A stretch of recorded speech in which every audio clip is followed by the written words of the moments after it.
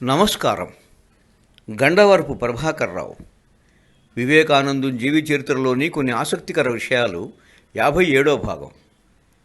నిత్యానిత్య వస్తు వివేకంతో సర్వసంగ పరిత్యాగం గావించి బ్రహ్మచర్య వ్రతాన్ని స్వీకరించి ఇహ సంసారం నుండి తాము తరించడమే కాకుండా భగవదంశగల కొందరు మహనీయులు సమస్త ప్రజలకు మార్గదర్శులై వెలుగొందుతూ ఉంటారు. అలాంటి వారిలో స్వామి వివేకానంద ఒకరు. వారి జీవిత చరిత్రలోని కొన్ని ఆసక్తికర విషయాలను రోజూ కొంత తెలుసుకుందాం. సింహళంలో స్వామి వివిధ పట్టణాలు సందర్శిస్తున్నారు ప్రజల కోరిక మీద. సింహళంలో కాండి, జాఫ్నా మొదలైన పట్టణాల్లో తమ దివ్య సందేశాన్ని ఇచ్చి అశేష జనవాహిని ప్రతిచోట బర్మరథం పడుతుండగా స్వామి పాంబన్ నగరం చేరుకున్నారు. అక్కడ రామనాథపురం మహారాజు భాస్కర సేతుపతి స్వామిని దర్శించుకుని సాష్టాంగ వందనం ఆచరించారు. మేలుజాతి గుర్రాలలాగే శకటంలో స్వామిని ఆశీనుడిని చేసి గుర్రాలను పక్కకు తీసి స్వయంగా భాస్కర సేతుపతి తమ చేతులతో స్వామి శకటాన్ని లాగి స్వామి మీద తమకున్న అపార గౌరవం చాటుకున్నారు. తరువాత స్వామి వివేకానంద రామేశ్వర ఆలయాన్ని దర్శించుకుని అక్కడి భక్త బృందాన్ని ఉద్దేశించి ప్రసంగించారు. వారికి ఆరాధనా తత్వాన్ని బోధిస్తూ స్వామి దరిద్రుల్లో, బలహీనుల్లో, దీనుల్లో కూడా దివ్య దర్శనం చేసుకుని వారిని కూడా ఉద్ధరించమని ప్రబోధం చేశారు. మరునాడు స్వామి సమక్షంలో రామనాథపురం మహారాజు వేలాది మంది పేదలకు అన్నదానం, వస్త్రదానం చేశారు. స్వామి మాతృదేశ పునరాగమనాన్ని పురస్కరించుకుని రాజుగారు 1897 సంవత్సరం జనవరి 27వ తేదీ నాడు అక్కడ 40 అడుగుల ఎత్తు ఉన్న విజయస్తూపాన్ని నిర్మించారు. భాస్కర సేతుపతి ముందు నడవగా స్వామి రామనాథపురానికి వేంచేశారు. స్వామి రాక సూచకంగా వేలాది జనం స్వాగతిస్తుండగా ఫిరంగి పేల్చబడింది. అఖండ వైభవంగా స్వామి రాజభవనానికి చేరేటప్పటికీ జయ జయధ్వానాలు చేశారు ప్రజలంతా. రాజుగారి సోదరుడు దినకర సేతుపతి ఒక దివ్య స్వాగత పత్రాన్ని బంగారు సంపుటిలో అమర్చి స్వామికి భక్తిపూర్వకంగా సమర్పించాడు. ఆ సమయంలో స్వామి రామనాథపురం రాజు యొక్క మతభక్తిని శ్లాఘిస్తూ మహోపన్యాసం చేశారు. అప్పుడే స్వామి రాజుకు రాజర్షి అనే బిరుదు ప్రదానం చేయడం జరిగింది.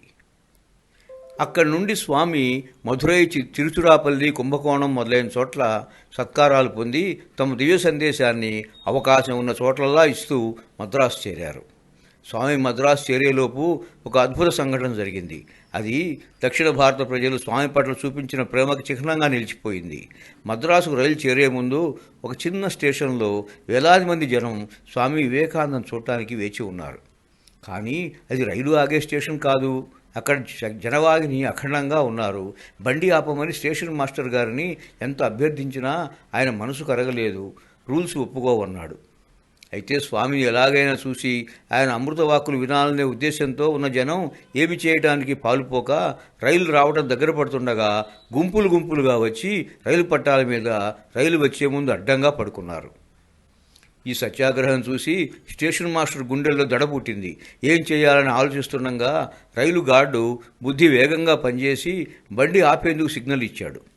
కొద్దిసేపు స్వామి ఆ జనం ముందు నిలబడి హృదయపూర్వకంగా ప్రేమపూరిత వాక్యాలతో వారిని ఆనందింపజేసి వారు సంతుష్టులైన తర్వాత తిరిగి బండి బయలుదేరే ఏర్పాట్లు చేశారు. ఇక స్వామి మద్రాసు నగరం చేరుకోగానే అక్కడి వారి ఆనందం మిన్నుముట్టింది. ఎక్కడి నుండి అయితే మద్రాసు నగరవాసులు స్వామిని షికాగో పంపించారో తిరిగి అక్కడికే స్వామి విజయదుందుభి మోగించి రావటం వారిని ఎంతో ఉద్వేగపరిచింది. వారంతా మురిసిపోతున్నారు స్వామిని చూసుకుంటూ. అనేక స్వాగత వాక్యాలతో వివేకానంద యతీశ్వర అంటూ, శ్రీరామకృష్ణ శిష్య అగ్రగణ్య అంటూ స్వాగత సత్వరాలు, తోరణాలు ఏర్పాటు చేసి సాదరంగా నగరంలోకి స్వామిని తోడ్కొని వెళ్ళారు అక్కడి ప్రజలు. నగరమంతా కన్నుల పండుగగా ఉన్నది. ఎగ్మూరు స్టేషన్ని సైతం స్వాగత సంఘం వారు వైభవోపేతంగా అలంకరించారు. స్వామి నగరంలోకి ప్రవేశిస్తుంటే ప్రతి ఇంటి ముందు పర్వదినాల్లో దేవునికి ఇచ్చే విధంగా వారు ఫలపుష్పాలు సమర్పించి హారతులు ఇచ్చి తమ అభిమానాన్ని, భక్తిని చాటుకున్నారు. స్వామి వివేకానంద మద్రాసులో 9 రోజులు ఉన్నారు.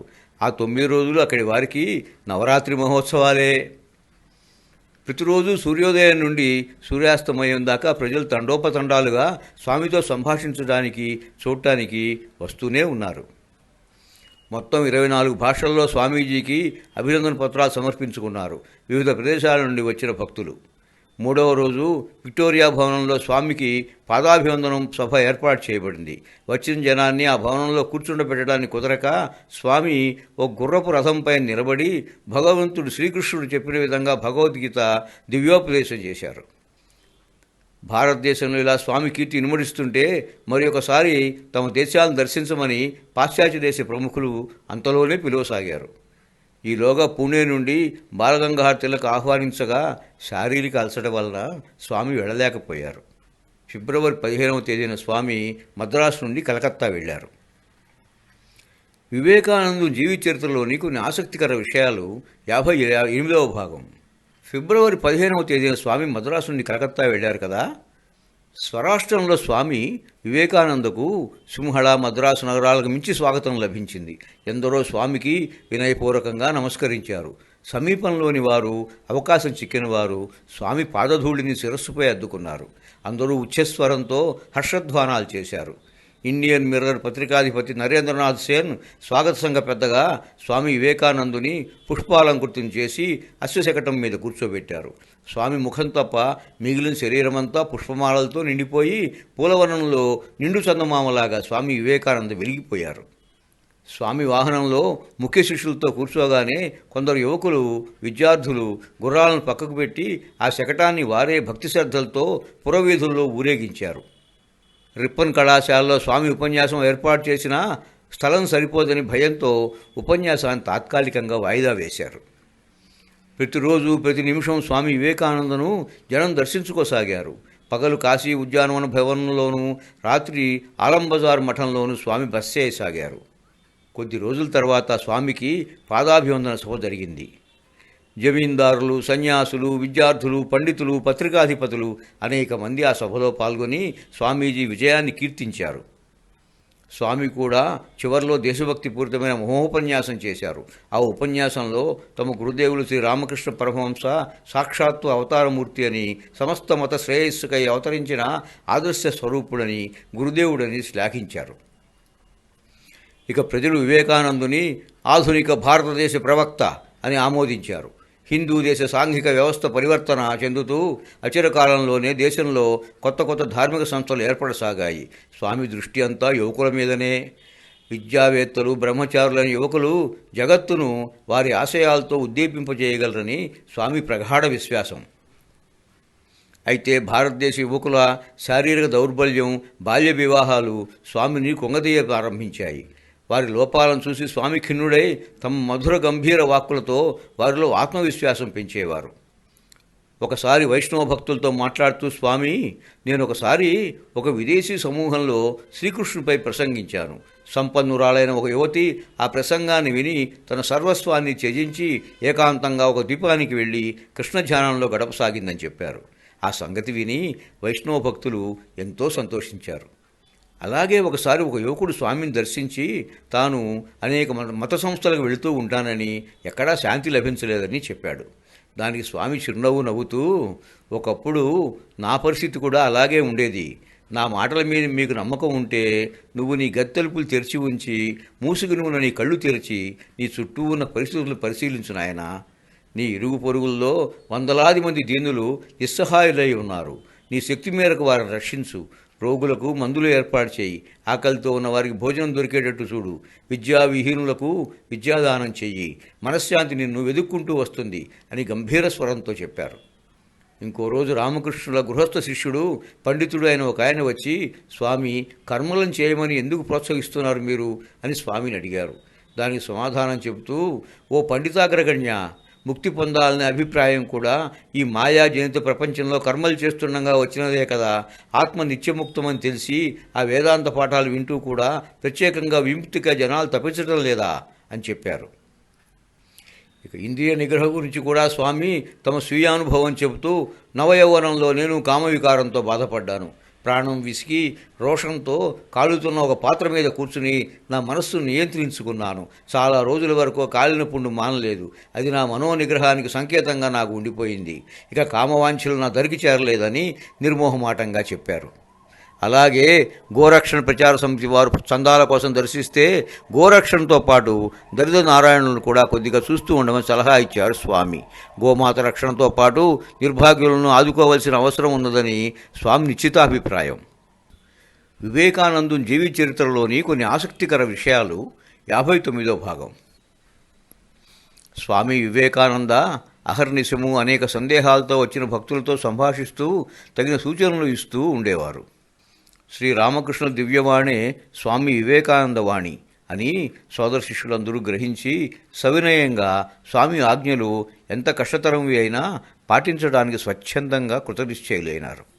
అప్పటికే స్వామి అభీష్టం ప్రకారం శారదానంద అభేదానందలు పశ్చిమ ఖండంలో స్వామి వెలిగించిన వేదాంత దీపాన్ని రక్షిస్తున్నారు. రామకృష్ణుల అపరిమిత భక్తుడు 12 ఏళ్లు రామకృష్ణ మఠాన్ని కనిపెట్టుకుని ఉన్న రామకృష్ణానందుడిని స్వామి మద్రాసు నగరంలో మఠం స్థాపించి దక్షిణ భారతదేశంలో గురు సందేశాన్ని వ్యాప్తి చేయమని పంపించారు. ఇక స్వామి అఖండానందుని ముర్షిదాబాదులో కరువు కాటకాలతో అలమటిస్తున్న జనరక్షణకై నియమించారు స్వామి. ఆ విధంగా స్వామి వివేకానంద నాటిన బీజాలే కాలక్రమేణా మహావృక్షంగా మారి శ్రీరామకృష్ణ మఠ సేవాశ్రమాలనే పేరుతో శాఖోపశాఖలుగా విస్తరించి జగద్వ్యాప్తమైనాయి. ఈ క్రమంలో స్వామి వివేకానంద ఆరోగ్యం దెబ్బతిన్నది. వైద్యుల సలహా మేరకు స్వామి విశ్రాంతి కోసం డార్జిలింగ్ వెళ్లి బర్ద్వాన్ మహారాజు భవనంలో ఆయన ఇచ్చిన ఒక భాగంలో ఉన్నారు. స్వామి అంత అనారోగ్యంగా ఉన్నా తన వద్దకు వచ్చిన ఒకరిద్దరు భక్తులు తీవ్ర అనారోగ్యంతో బాధపడుతుంటే వారిని స్పృశించి వారి తాపాన్ని పోగొట్టారు. వేరొకసారి ఒక భక్తుడు వింతగా ప్రవర్తిస్తుంటే అతని హృదయాన్ని తాకి అతడికి అద్వైత సిద్ధి కలిగించారు స్వామి. అతనిని ప్రాపంచిక విషయాల నుండి దూరం చేశారు. కాలక్రమేణా అతడే స్వామి సచ్చిదానందునిగా పేరు పొందారు. ఆ తరువాత కొన్ని నెలలకు స్వామి ఆరోగ్యం చక్కబడగానే తిరిగి కలకత్తా మఠానికి వచ్చారు. ఆ సమయంలో స్వామి సందేశాన్ని విని విద్యాధికులైన అనేక మంది యువకులు సర్వసంగ పరిత్యాగులై పీఠానికి చేరుకున్నారు.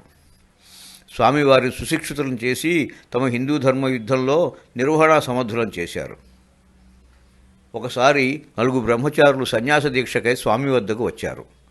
వారిలోని వారే 3 4వ వాని గురించి అతని పూర్వచరిత్ర మంచిది కాదని అతనికి దీక్షను ఇవ్వవద్దని స్వామికి అడ్డుపడ్డారు. అయితే స్వామి దయాపరిపూర్ణుడై ఉదాత్తమైన జీవితాన్ని గడుపుదామని అతడు సమస్తాన్ని పరిత్యజించి మఠానికి రావటమే అతడి చిత్తశుద్ధికి సంకేతం. మనం అతడిని ఆదరించాలి. అతడిని మనం మార్చలేకుంటే మనం సన్యాసులమని చెప్పుకోవటం ఎందుకు, గురుచిహ్నమైన కాషాయం ధరించడం ఎందుకు అని 4 బ్రహ్మచారులకు సన్యాస దీక్ష ఇచ్చారు స్వామి. ఆ తరువాత స్వామి అక్కడ ఉన్నవారందరికీ సన్యాసదీక్ష పరమార్థం గురించి, సమాజం మీద వారికి ఉన్న బాధ్యత గురించి విస్తృతంగా విడమర్చి చెప్పారు. ఆ తరువాత సన్యాస దీక్ష తీసుకున్న 4 మీరు సమస్తం త్యజించాలి, ససుఖాన్ని కించిత్తు కూడా ఆశించకూడదు, బంధుజన పాశాలను త్రెంచివేసుకోవాలి, కామవాంఛలను విషతుల్యంగాను, ప్రతిష్టలను మనమాత్రంగాను, గౌరవాన్ని ఘోర నరకంగాను, జాతి అహంకారాన్ని సురాపాన మహాపాతకంలాంటిదానిగా గుర్తిరగాలి. సన్యాస దీక్ష తీసుకున్నవారు ఆధ్యాత్మిక చింతనాసక్తులై తోటివారికి ఆచార్యులై జగత్ కళ్యాణానికై జీవించాలి. వీటి గురించి మీ జీవితాలను ధారపోయగలరా? దూరాలోచన చేసి ఈ సన్యాసాశ్రమాన్ని స్వీకరించండి. ఈ జీవితం వద్దనుకుంటే మీకు ఇంకా అవకాశం ఉన్నది. నా ఆజ్ఞలను శిరసావహించడానికి మీరు సిద్ధమా? నేను జగత్తు శ్రేయస్సు దృష్ట్యా మిమ్మల్ని పెద్ద పులితో పోరాడమన్నా మీరు పోరాడాలి. కాలకూట సర్పాన్ని కలుగులో నుండి తీయమన్నా తీయాలి. గంగా ప్రవాహంలోని మొసల్ని పట్టుకోమన్నా, ఆఖరికి అస్సాం తోటల్లో తేయా కూలీలుగా మిమ్మల్ని అమ్మివేసినా నా ఆజ్ఞలను పాటించాలి. సిద్ధమేనా అని స్వామి వివేకానంద గంభీర స్వరంతో పలుకుగానే బ్రహ్మచారులు తలలు వంచి వినమ్రంగా స్వామికి నమస్కరించి తమ సమ్మతి తెలిపారు. ఆ 4 స్వాములే తరువాతి క్రమంలో స్వామి విరజానంద, స్వామి నిర్భయానంద, స్వామి ప్రకాశానంద, స్వామి నిత్యానందులు. ఆ తరువాత సేవా సంఘస్థాపనకై స్వామి శ్రీ రామకృష్ణుల గృహస్థ శిష్యులతో సమావేశమవడానికి వారికి ఆహ్వాన పత్రాలు పంపారు. వివేకానందు జీవిత చరిత్రలోని కొన్ని ఆసక్తికర విషయాలు 60వ భాగం. సేవా సంఘ స్థాపనకై స్వామి వివేకానంద శ్రీరామకృష్ణ గృహస్థ శిష్యులతో సమావేశమయ్యడానికి వారికి ఆహ్వాన పత్రాలు పంపారు కదా. వారు సన్యాసిష్యులు బలరాం బోసు గారింట్లో సమావేశమైనప్పుడు స్వామి మాతృభాషలో చేసిన ప్రసంగం ఎంతో విలువైనది, చరిత్రాత్మకమైనది, నిగూఢ ఉపదేశం లాంటిది. స్వామి తమ ప్రసంగంలో శాశ్వత ఫలదాయకమైన ఏ మహత్కార్యం చేయాలన్నా ఒక సంఘము నియమావళి లేకుండా చేయటం కష్టసాధ్యమని నా సుదీర్ఘ పర్యటనలో నేను గ్రహించాను. మనలాంటి ప్రజాస్వామ్య దేశంలో ఒక సంఘం మనుగడ సాగించాలంటే అది ఒక వ్యక్తి అధికారంలో ఉండటం ఎంతో అవసరం. ఏ మహనీయుడి బోధనల కారణంగా మేమందరము సన్యాసాశ్రమం స్వీకరించామో, ఏ మహనీయుడి వాక్కులు ఆదర్శంగా తీసుకుని మీరు గృహస్థ ధర్మాన్ని నిర్వర్తిస్తూ సేవాభావంతో మనుగడ సాగిస్తున్నారో, ఏ మహనీయుడి పవిత్రనామం 12 ఏళ్ల తర్వాత కూడా ప్రజలపై ప్రభావం చూపిస్తున్నదో ఆ దివ్యపురుషుని నామమే మన సంఘానికి వర్తిస్తుంది. అందుచేత ఈ సంఘాన్ని శ్రీరామకృష్ణ సేవా సంఘం అని వ్యవహరించడం జరుగుతుంది. మనమంతా ఆ ప్రభు సేవకులం. ఈ మహత్కార్యంలో మీరు మాకు తోడ్పడుదురుగాక అని స్వామి చెప్పగానే ఆ ప్రతిపాదనను సభ్యులందరూ ఏకగ్రీవంగా ఆమోదించారు. ఆ తరువాత సంఘ కార్యక్రమాల పరిధి, విధి విధానాలు రూపొందించారు. రాజకీయ విషయాలతో ఈ సంఘానికి ఎట్టి సంబంధము ఉండకూడదని కూడా తీర్మానించారు. తరువాత కార్యనిర్వాహక సభ్యులు నియమింపబడ్డారు. స్వామి వివేకానంద సంఘానికి సామాన్య అధ్యక్షునిగా ఉండగా కలకత్తాలోని ముఖ్య మఠానికి స్వామి బ్రహ్మానంద సామాన్య అధ్యక్షులయ్యారు. ఆ తరువాత 1909లో ఈ సంఘం కార్యక్రమాల సంఖ్య పెరగడంతో పని ఒత్తిడి తగ్గించే సౌలభ్యం కోసం రామకృష్ణ సేవా సంఘం అని, శ్రీరామకృష్ణ మఠం అని 2గా విభజింపబడింది.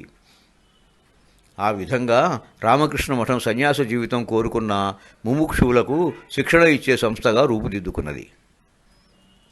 వైద్యశాలలు, విద్యాలయాలు, సేవాశ్రమాలు మొదలైన నిర్వహణ శ్రీరామకృష్ణ సంఘం పరిధిలోనికి తేబడినాయి. ఈ రెండింటికి సుశిక్షితులైన బ్రహ్మచారులు కార్యనిర్వాహకులు అవడంతో 2 మనశ్శరీరాల మాదిరిగా అవినాభావ సంబంధంతో నేటికి నడుస్తున్నాయి. మొదట్లో చిన్న చిన్న భేదాభిప్రాయాలు తలెత్తినా స్వామి తన నిర్మలమైన లక్ష్యసిద్ధికి వారందరినీ గురుదేవుల కరుణా కటాక్షాలు దృష్టిలో ఉంచుకుని ముందుకు సాగమని దిశానిర్దేశం చేశారు. తనకు గురువులతో పరిచయమైనప్పటి నుండి అనేక సంకట పరిస్థితుల్లో స్వామి రూపం తనను ఎలా కాపాడింది వివరించి వ్యతిరేక భావనలు రూపుమాపారు. ఒకసారి ఒక సోదర శిష్యుడు శ్రీరామకృష్ణుడు ప్రకటించిన ఆశయాలు భక్తి ప్రధానమైన మోక్ష సాధనలు కాగా స్వామి తెలిపే పాశ్చాత్య సంప్రదాయ మానవ సేవ బంధహేతు అవుతుందని గట్టిగా వ్యతిరేకించాడు. అప్పుడు స్వామి ఆ సోదర శిష్యునికి ఈ విధంగా సమాధానం చెప్పారు. పరవిద్య అంటే మీకేం తెలిసింది? ముక్కు పచ్చలారని బిడ్డలు మీరు. చేతులు జోడించి పరమేశ్వరా నీ కళ్ళు ఎంత బాగున్నాయి, నీ ముక్కు ఎంత బాగుంది అని నిరర్ధక స్తోత్రాలు చేస్తూ ఇక మీరు మోక్షానికి లోటు లేదని, అవసాన సమయంలో రామకృష్ణులు మిమ్మల్ని సరాసరి వైకుంఠ ద్వారం వద్దకు తీసుకెళ్తారని తలపోయడం ఎంత వెరిదనం! శ్రీరామకృష్ణులే ఇలాంటి సేవా కార్యక్రమాలు చేయలేదా? ముందుగా భగవంతుడి గురించి తెలుసుకోండి. భగవత్ప్రాప్తి అంత తేలిక కాదు. భగవంతుడు అర్చకుల చేతిలోని ఆటబొమ్మ కాదు, అంత తేలిగ్గా తనలోకి లాక్కోవటానికి అని తమ సహజ శైలిలో చెప్పారు. ఆ విధంగా అనేక విషయాలు స్వామి చెప్పిన మీదట శిష్యులంతా సంశయ అంధకారం నుండి విముక్తులయ్యారు. శ్రీరామకృష్ణులే వివేకానందుని హృదయాంతర్గత జ్యోతిగా వెలుగుతున్నారని శిష్యులందరికీ ఇంకొకసారి విస్పష్టమైంది. ఒక సమావేశంలో మహాకవి గిరీష్ చంద్ర ఘోషు ఎందరో దీనులు అనేక అవమానాలు పొందుతూ చావలేక బతుకుతున్నారని ఉదాహరణలతో వివరిస్తే స్వామి వివేకానంద చెలించిపోయి కన్నీళ్లు పెట్టుకున్నారు. కొద్దిసేపు లోపలికి వెళ్ళి దుఃఖాన్ని దిగమింగుని మళ్ళీ వచ్చి, గిరీష్ మహాశయ, ఒక్క ప్రాణి దుఃఖాన్ని పోగొట్టడానికి ఎన్ని జన్మలు ఎత్తమన్నా నేను సిద్ధం. స్వీయ ముక్తి వల్ల ఏం ప్రయోజనం? ప్రతి జీవిని మోక్ష మార్గంలో నాతో తీసుకొని పోతాను అని ప్రకటించారు. భాగవతోత్తములు తాము తరించడమే కాకుండా లోకాన్ని తరింపజేస్తారని చెప్పడానికి స్వామి వివేకానందుని జీవితమే ప్రత్యక్ష సాక్ష్యం. వివేకానందుని జీవిత చరిత్రలోని కొన్ని ఆసక్తికర విషయాలు 61వ భాగం. ఇంకా వారం రోజులకు తాము పరమపరించడం జరుగుతుందని గుర్తించి స్వామి శుద్ధానందుని చేత పంచాంగాన్ని తెప్పించి ఒక తేదీ వద్ద గుర్తుపెట్టారు. అది జూలై 4వ తేదీ. ఆ తేదీ అలా ఎందుకు గుర్తుపెట్టారో స్వామి పరమపదించిన తర్వాతే శిష్యులు గుర్తించగలిగారు. ఇంకా 3 రోజులు చనిపోతాననగా స్వామి తన సోదర శిష్యుడైన పెరమానందునితో మఠ ఆవరణలో పచారులు చేస్తూ ఒక స్థలాన్ని చూపించి, నేను నా శరీరాన్ని సాధించిన తర్వాత ఇదిగో ఇక్కడే దహనం చేయండి అని చెప్పారు గంభీరంగా. అలాగే ఆ స్థలంలో వివేకానందుని స్మారక చిహ్నంతో పాటు ఒక ఆలయం వెలిసింది. అలా ఎంతమంది రాబోయే మృత్యువుని గురించి భయపడకుండా చెప్పి చేయవలసిన కార్యాన్ని నిర్దేశించగలరు?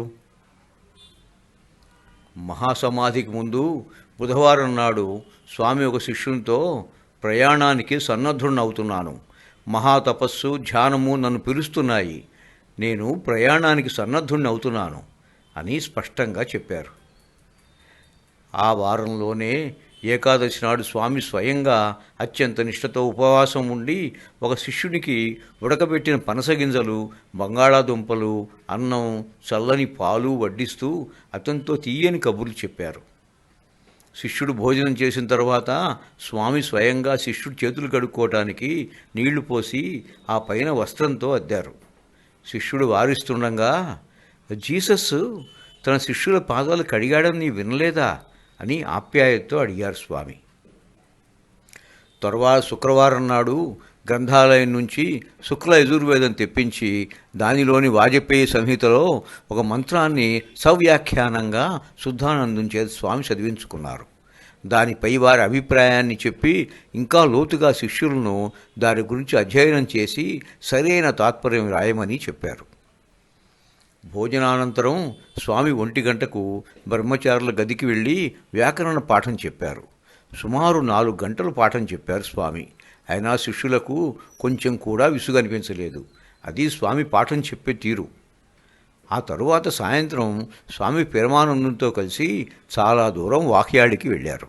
అనేక ముఖ్య విషయాలు మాట్లాడారు. మఠంలో వేద కళాశాల నెలకొల్పాలని, వేదాభ్యాసం మూఢ విశ్వాసాలకు వజ్రాయుధం లాంటిదని చెప్పారు. ఇక సంధ్యావందనంలో స్వామి తమ మందిరంలో గంగానదికి అభిముఖులై ధ్యాన నిమగ్నులయ్యారు. మహాసమాధి రోజున స్వామి పూజామందిరంలో ఉదయం తలుపులు వేసుకుని 3 గంటల పాటు ధ్యానంలో ఉండిపోయారు. ధ్యానం అవగానే కాళీమాతపై మనోహరంగా ఒక కీర్తన పాడారు. తరువాత క్రిందకు దిగి పచారులు చేస్తూ తనలో తాను, ఈ వివేకానందుడు ఏమి చేశాడో మరొక వివేకానందుడు ఉంటే గ్రహించి ఉండేవాడు. అయినా ముందు ముందు ఎందరో వివేకానందులు ఈ భూమి మీద ఉద్భవించనున్నారో అని అనుకుంటుంటే కొద్దిగా పక్కగా ఉన్న ప్రేమానందుడు స్వయంగా విన్నాడు. అది స్వామి అతీంద్రియ జ్ఞాన పారవస్యం. వివేకానంద జీవిత చరిత్రలోని కొన్ని ఆసక్తికర విషయాలు 62వ భాగం, ముగింపు. దేనికైనా ఒక ముగింపు ఉంటుంది కదా. స్వామి వివేకానందుని మహాసమాధి గురించి చెప్పుకుని ఈ శీర్షికకు మీ అనుమతితో ముగింపు పలుకుదాం. ఆ రోజు స్వామి వివేకానంద మధ్యాహ్న భోజనాన్ని విశేషమైన తృప్తితో ఆరగించారు. తరువాత లఘు కౌముది పాఠం శిష్యులకు చెప్పారు. సాయంత్రం సోదర శిష్యునితో వాక్యాడికి వెళ్ళారు. తర్వాత తమ గదికి వెళ్ళి ఏకాంతంగా జపం చేసుకోవడానికి కూర్చున్నారు. అలా 1 గంట సేపు జపం చేసుకున్న తర్వాత నేల మీద పడక మీద పడుకుని ఒక శిష్యుని పిలిచి తల దగ్గర కొద్దిగా విసరమన్నారు. జపమాల ఇంకా చేతిలోనే ఉంచుకున్నారు. స్వామికి నిద్ర పట్టిందని శిష్యుడు అనుకున్నాడు. 1 గంట అయిన తర్వాత స్వామి చెయ్యి కాస్త వణికినట్లుగా కదిలింది. తరువాత 2 దీర్ఘ నిశ్వాసలు. స్వామి విడవటం జరిగింది. అప్పటికే స్వామి సమాధిలో ఉన్నారని శిష్యుడు అనుకుంటున్నాడు. అయితే కొద్దిసేపటికి అనుమానం వచ్చి ఆ శిష్యుడు కిందికి వెళ్ళి ఒక సన్యాసిని తీసుకురాగా ఆయన పరీక్షించి శ్వాస ఆగిపోవటం గ్రహించాడు. అయితే వేరొక సన్యాసి నిజాన్ని ఒప్పుకోలేక స్వామి సమాధి స్థితిలో ఉన్నారనే ఆశతో గురుదేవులు శ్రీరామకృష్ణుల నామం పెద్దగా ఉచ్చరించసాగాడు. ఎప్పటికీ కదలిక లేకపోయేటప్పటికీ రాత్రికి ప్రసిద్ధ వైద్యుని పిలిపించగా ఆయన చాలాసేపు పరీక్షించి ప్రాణోత్క్రమణ జరిగిందని వెల్లడించారు. మరునాటి ఉదయం స్వామి నేత్రగోళాలు ఉబ్బి ఎర్రబారి ఉన్నాయి. ముక్కు రంధ్రాల నుండి రక్తస్రావం కనపడింది. మెదడులో రక్తనాళం చిట్లి మరణం సంభవించి ఉండవచ్చని వైద్యులు నిర్ధారించారు.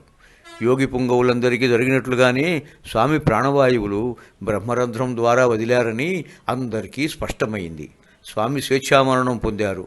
యోగిగా జన్మించి యోగిగా తనువు చాలించారు.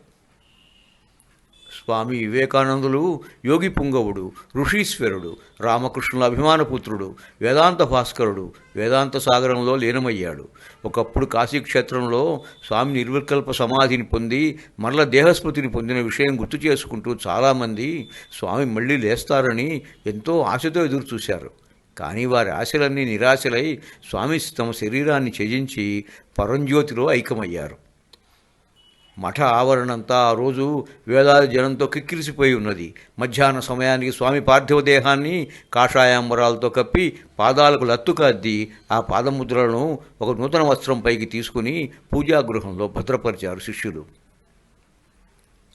అందరూ సాష్టాంగ నమస్కారం ఆచరించి స్వామి పాదాలను కళ్ళకద్దుకుని స్వామి శరీరాన్ని తమ భుజాల మీద ఎత్తుకుని జయ జయ ధ్వానాలతో మఠ ఆవరణలోని బిల్వవృక్షం వద్దకు చేర్చారు.